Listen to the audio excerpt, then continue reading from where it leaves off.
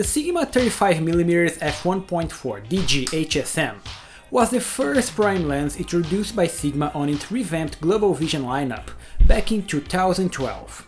It set a new standard for ergonomics, optics, usability and quality control, with three distinct product lines: Art, Contemporary and Sports, to compete on the high-end, premium market despite the lower cost. It got on my kit as a modern alternative to Canon's EF 35mm L series. That's a lens with over 2 decades of design that showed some signs of age when used wide open with high-resolution cameras. So I opted for the newer Sigma that also got praise for its optical performance, and I wanted to see what the fuss was all about. At 7.7 by 9.4 centimeters of 665 grams of mostly plastics and some metal finishings, the Sigma 35mm f1.4 makes a good balance against larger full-frame cameras. It's built around Sigma's turbulently stable composite that is a special kind of polycarbonate, resilient in case of impact, but also good to be used with metal screws to keep it as durable and light as possible. The usability is pretty straightforward and with a rubberized manual focusing ring, supporting full-time manual operation, accessible to the user even when the autofocus switch is set to on. This ring features a sticky and well-damped rubber piece, great to the touch of your hands, and I found no play between the internal focusing group and the external ring movement, excellent for high-precision focusing. Inside, Sigma fits its 3rd generation hypersonic motor for focusing that's similar to Canon's ring-type ultrasonic, for the same fast, silent and precise autofocus, despite having some reliability issues under low light. Here tested with the EOS 5D Mark II, I found it very hard to lock focus on low contrast subjects, so I carefully recommend it for those working under extreme conditions. I never had the same issue with Canon's L series, so I do raise the question to Sigma's technology for autofocusing on that generation. Finally, the lens is finished with a metal brass mount, paired with some level of weather sealing, despite not being waterproof. Take care of your camera equipment when shooting under rain, and at the front it accepts 67mm filters that fix on a plastic thread, easy to be exchanged in case of damage, and it sits right over the first element to avoid flaring, also doesn't rotating during autofocus.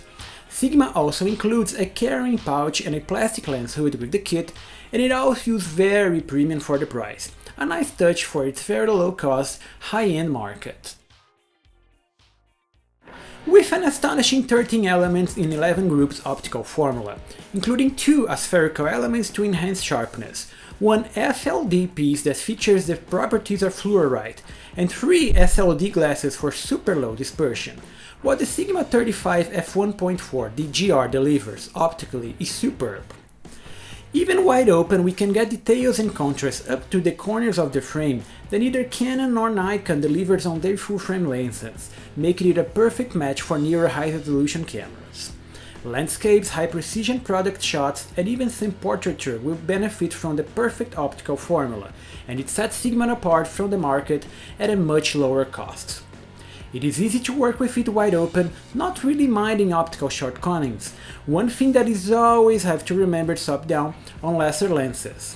Actually, the Sigma creates flawless files from f4 to f8 with remarkably low lateral chromatic aberration and astigmatism, with respectable levels of actual aberration of out-of-focus highlights, all easy to fix via software in case it gets in the way of perfect shots. The frame geometry is also near perfect over longer than 2 meters focusing distances, good for compositions using the perspective lines to drive the viewer's attention to your subject, and even flaring and vignetting are well controlled, despite Sigma not ever declaring any type of special chemical coating. Finally, this 35mm lens offers smoothly transition background gradients over out of focus, short depth of field shots, thanks to its 9-bladed rounded aperture for what Sigma calls art lenses. It is indeed a very artistic look to shoot wide open shots and get flawless results, unheard of when this product was announced. This is a do-it-all wide-angle prime lens that unfortunately misaligned on my kit with just 2 years of ownership, so I decided to get rid of it and keep the Canon L series. But nonetheless, this lens would be a great addition to any kit and highly recommended if you are able to service it in case of misalignments. Just get in on your kit and be prepared to be amazed, and nice shooting!